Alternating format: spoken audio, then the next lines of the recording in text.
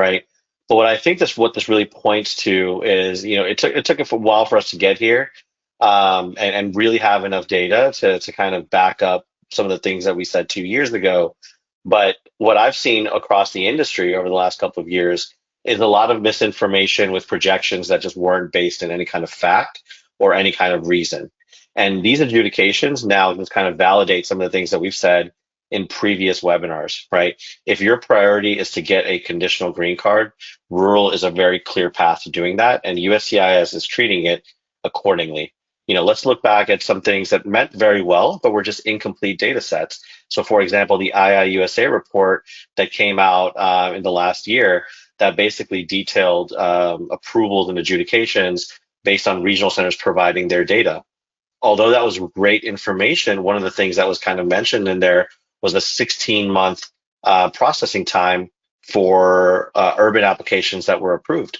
But we see now just the sheer volume of data that was missing from that statistic, right? A vast majority of urban applications are still pending. And they could be 22 months, they could be 24 months, they could be much, much longer than the 16 months that was kind of shared in that report. And that's not a knock on IIUSA's ability to report. It's more just that we didn't have as much data as we do now. And now it's pretty clear what's missing from that data set. I think the other thing that's kind of important to note is, there's at EB5AN, we have a portfolio of projects, and we always listen to the investors and then say, okay, out of the projects that we've got available, this one or maybe these two are the ones that align to your goals, right? We try to stay impartial when making recommendations. Different projects are going to suit different investors. And it's been clear over the last 2 years that not every regional center that's selling, to investors feels the same way. Some regional centers only have urban projects available because those are easier to find, let's face it. And they have kind of driven this narrative that, yeah, like urban will be fine. It's only going to be a few months longer. You'll still be okay. And what we're seeing here is pretty much the opposite of that, right? Urban applications largely are being kind of pushed to the wayside, while rural applications are being given the highest priority by USCIS. One other quick thing to point out here is that, as of today, there's well over 500 USCIS approved regional centers out there. And out of that, large competitive field, EB5AN individually, you can see here in the last 2 years of approvals, we're about 20% individually. So that means the other 500 plus regional centers in terms of prior rural approvals, collectively 500 competitors represent about 80% of the prior 526E approvals in the last couple of years. So that's just kind of important to consider as you are looking, for a rural project specifically. Obviously, you want to seek out a regional center that has a strong track record of getting lots of rural project approvals historically. I get this question a lot, so I'm just going to kind of lay out some immigration law 101 here. I think a lot of investors think that a 526E approval is the same thing as getting your conditional green card in hand, and that's not true, right? The 526E is essentially the equivalent of an I-140 for the EB5 category, okay? And so what the 526E does is it gives you the benefit of being eligible for a green card, but you still have to go through either consular processing or an adjustment of status to get that green card.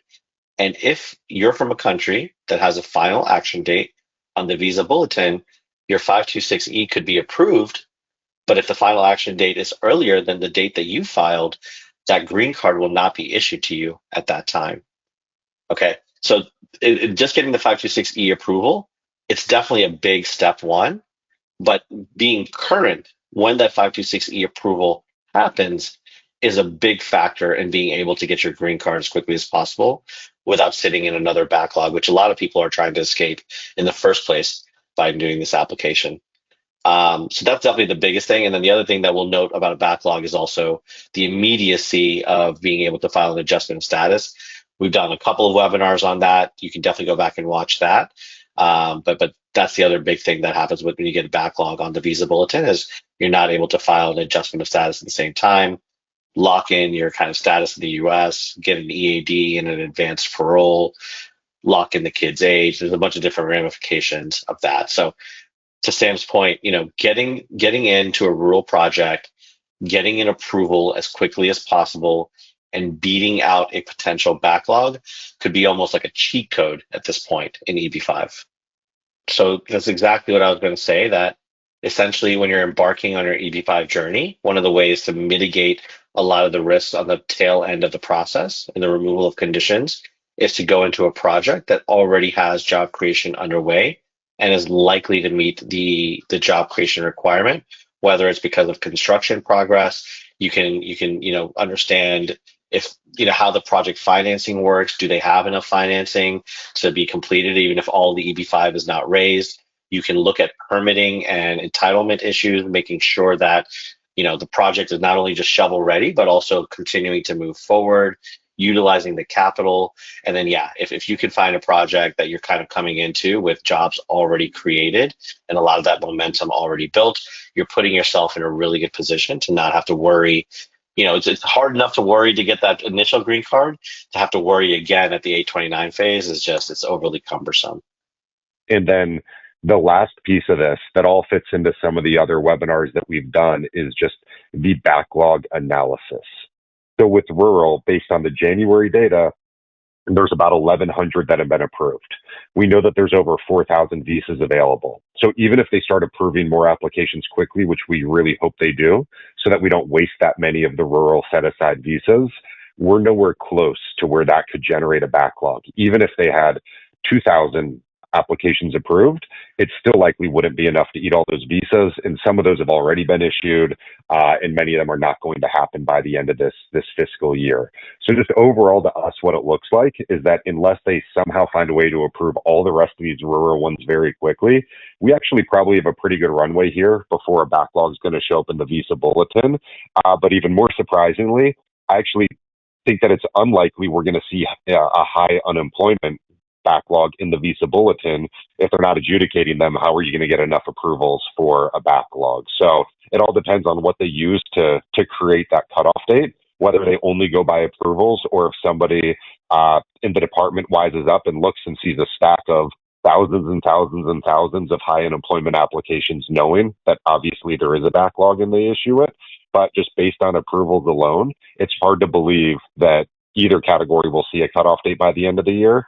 And definitely not high unemployment. So it is a little bit different than what we were thinking before, just seeing the actual approval numbers and where we're at. Just generally, I don't think we're even close to where we're going to get that cutoff, although it doesn't hurt to file to be safe. Make sure you get that EAD and adjustment, but it looks like we're still in the clear, at least for the near term. And so it's kind of a catch-22 in my eyes. If you file into high unemployment and you don't plan on filing a writ of mandamus, you're probably going to end up in a situation where either it's going to take a very long time to get that approval, or enough people are going to start being approved that there will be a backlog. It's hard to imagine, although, with bureaucracy and government kind of, inefficiencies, it's certainly possible that both continue to happen, that we don't see a lot of approvals and the cutoff date kind of just stays in the future. But I would stay a little bit pessimistic for my long-term kind of timeline if I was an Indian or a Chinese foreign national applying in the urban category, just knowing how many people are already in the queue. And then for rural, it's similar, but it's just not that bad, right? Because there's more visas available. I think still my long-term outlook looks a lot better in terms of timing. And if anything, now I've got a new short-term outlook, right? Because the visa bulletin might stay current for even longer than we had initially expected. Now we're suddenly into, like, I think I've probably talked to many investors 6 months ago and said, I don't know, you're probably going to be approved sometime in like mid 2025, and you're probably not going to be current then. Well, good for them. I was wrong, and they might be current, and they might get their green cards even sooner than expected. So as always, kind of expect the worst, hope for the best.